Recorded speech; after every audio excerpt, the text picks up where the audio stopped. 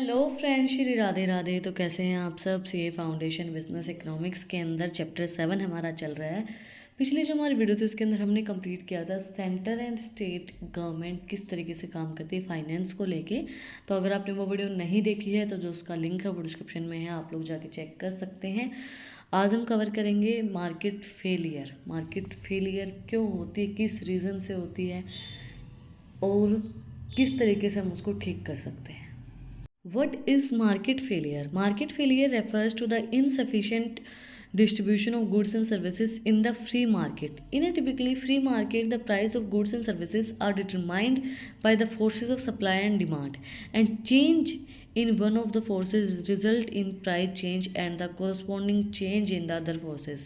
The change lead to a price equilibrium. देखो market failure कब होती है, जब सही तरीके से डिस्ट्रीब्यूशन नहीं किया जाए गुड्स एंड सर्विसेज का फ्री मार्केट के अंदर। जब डिस्ट्रीब्यूशन किया जा रहा है कि कौन से गुड्स बनाए जाएंगे, क्या सर्विसेज प्रोवाइड करवाई जाएंगी, कितने प्राइस के ऊपर प्रोवाइड करवाई जाएंगी, तब जब सही तरीके से उन चीज़ों का डिस्ट्रीब्यूशन नहीं होगा, सही तरीके से वो नहीं डिवाइड की जाएंगी, नहीं बांटी जाएंगी, तब मार्केट फेल होती है।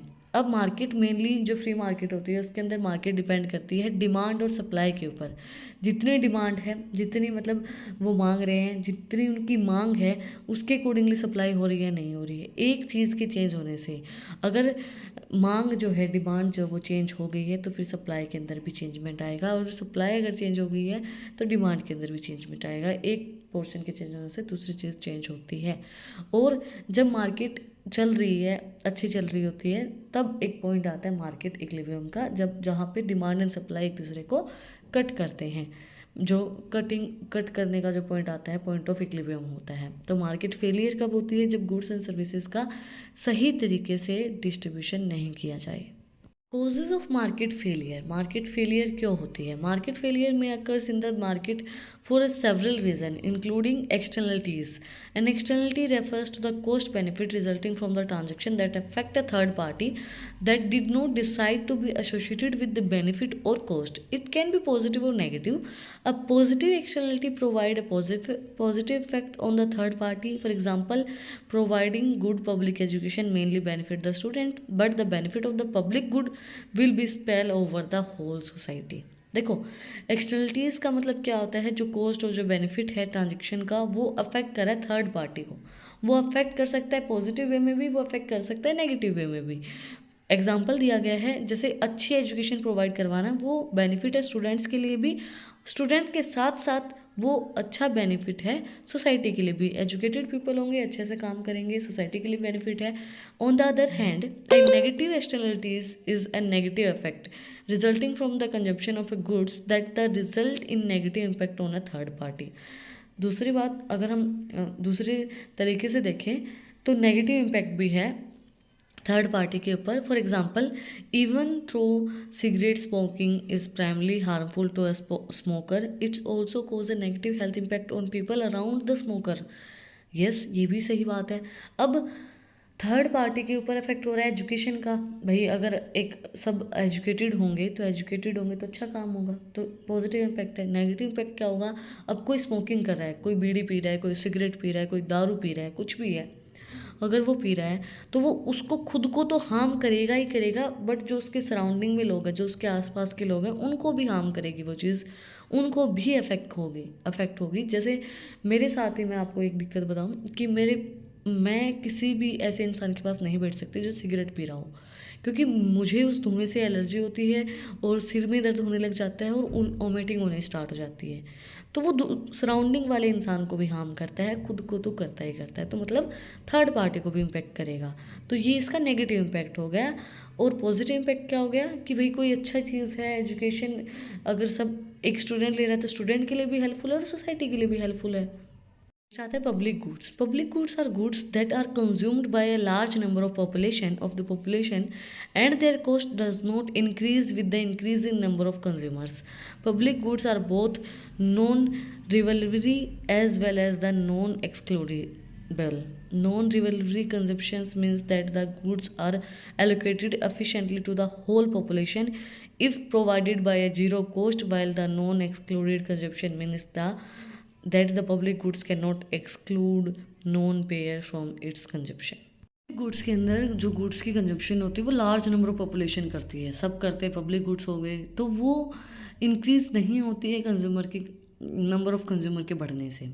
तो पब्लिक गुड्स जो होते हैं वो दो तरीके के होते हैं, नॉन रिवलरी और नॉन एक्सक्लूडेबल। नॉन रिवलरी कौन से होते हैं? जो कंजप्शन करते हैं गुड्स का, एलोकेट करते हैं एफिशिएंट तरीके से सारी पॉपुलेशन के लिए, इसके अंदर जीरो कॉस्ट प्रोवाइड करवाई जाती है। बट नॉन एक्सक्लूडेबल क्या होते हैं? वो सारी पॉपुलेशन के लिए नहीं होते हैं, उनके ऊपर कॉस्ट चार्ज की जाती है। Market control occurs when either the buyer or the seller possess the power to determine the price of goods or services in a market. The power prevents the natural forces of demand and supply for setting the price of goods in the market.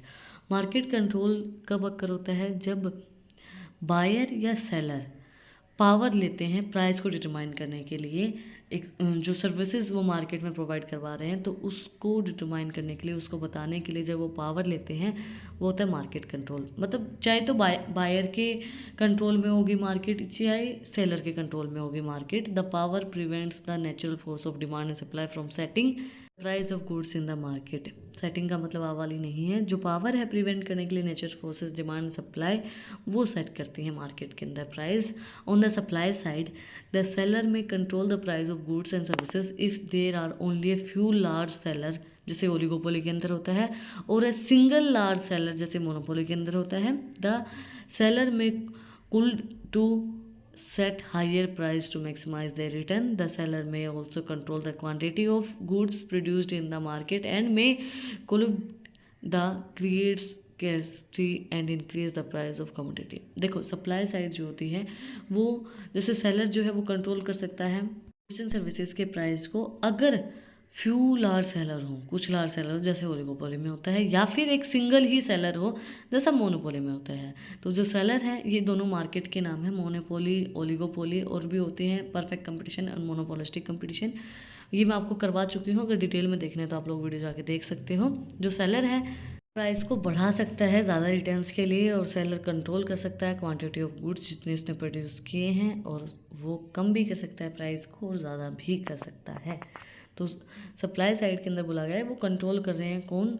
Seller control कर रहा है goods and services के price को। But on the demand side the buyer process the power to control the price of goods if the market only compress a single large buyer, जैसे मैंने आपको बोला था ना मोनोपोलिस्टिक, और अ फ्यू लार्ज बायर जैसे oligopolistic.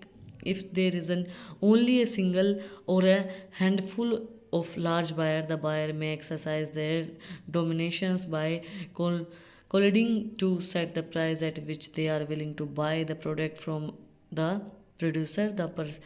The practice prevent the market from equations the supply goods and services to their demand. Demand side के अंदर बोला गया है बायर जो है वो प्रोसेस है अपने पावर, वो कंट्रोल कर सकता है price and goods and services को, अगर सिंगल लार्ज बायर है, मतलब ज़्यादा ही बायर है, सिंगल लार्ज बायर है, या फिर फ्यू लार्ज बायर्स हैं, ओलिगोपोली। इसके अंदर क्या होता है कि बायर कंट्रोल कर रहा है प्राइस को।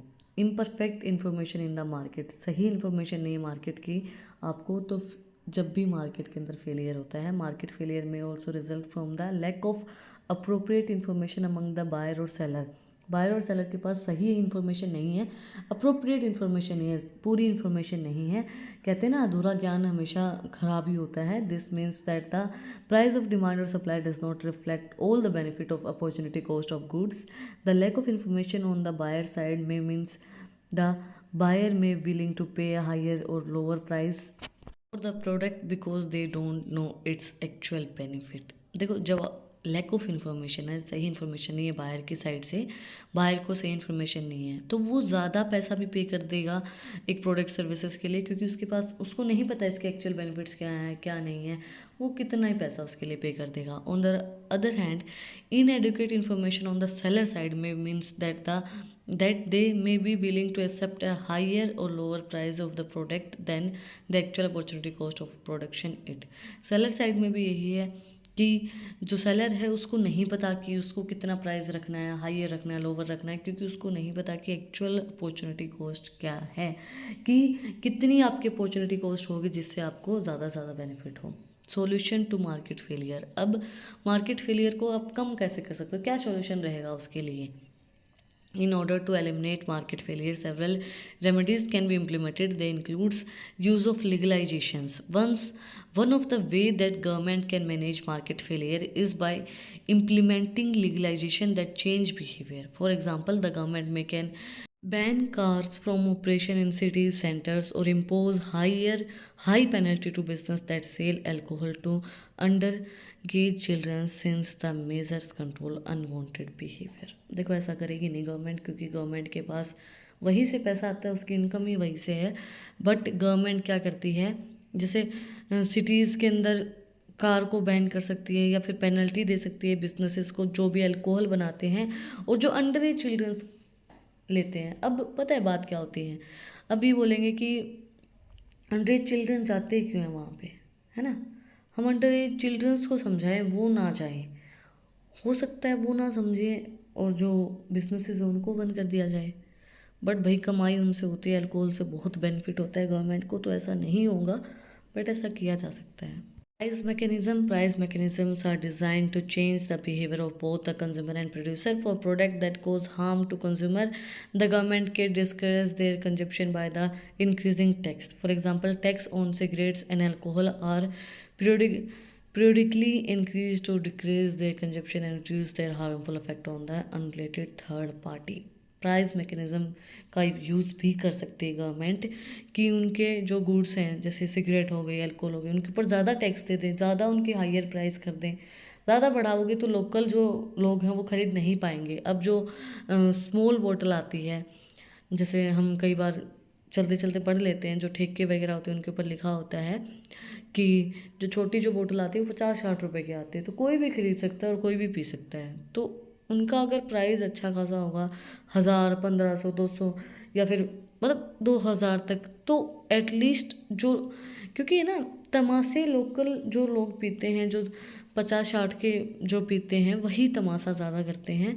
और सिगरेट्स जो हैं ये 10-20 रुपए में आती हैं, इनका प्राइस बढ़ा दो, 100 रुपये कर दो एक सिगरेट का, कौन लेगा, कोई नहीं। भी गवर्नमेंट काम कर सकती है, बट मार्केट फेलियर हमारा हो जाता है, होगा ही, वही बात है, क्योंकि इन चीज़ों पे कोई ध्यान नहीं देता है, और देता है तो थोड़े दिन के लिए ही देता है। दैट्स इट फॉर टुडे, कोई बात नहीं। मार्केट फेलियर क्या होता है, किस वजह से होता है, किस तरीके से हम उसको ठीक कर सकते हैं, वो भी हमने आज के वीडियो के अंदर कवर किया। कुछ डाउट है तो कमेंट में पूछ लेना, और अगर आपको इन टॉपिक्स की PDF चाहिए तो टेलीग्राम चैनल का लिंक भी डिस्क्रिप्शन में है, वहाँ पर जाकर आप लोग मुझे फॉलो कर सकते हैं। और इंस्टाग्राम का लिंक भी डिस्क्रिप्शन में, वहाँ पे आपको बहुत अच्छी अच्छी इंटरेस्टिंग रील्स देखने को मिलेंगी, और वहाँ पे जाके आप मुझे फॉलो कर सकते हैं। और यहाँ तक वीडियो को देखा है तो सब्सक्राइब बटन पे भी एक मुक्का मार दो, बेल आइकन प्रेस करो ताकि जो सबसे पहले अपडेट अब आप लोग के पास आए। फिर मिलते हैं एक नए वीडियो के साथ, एक नए टॉपिक के साथ। Like share subscribe. Thank you for watching my video and enjoy your life.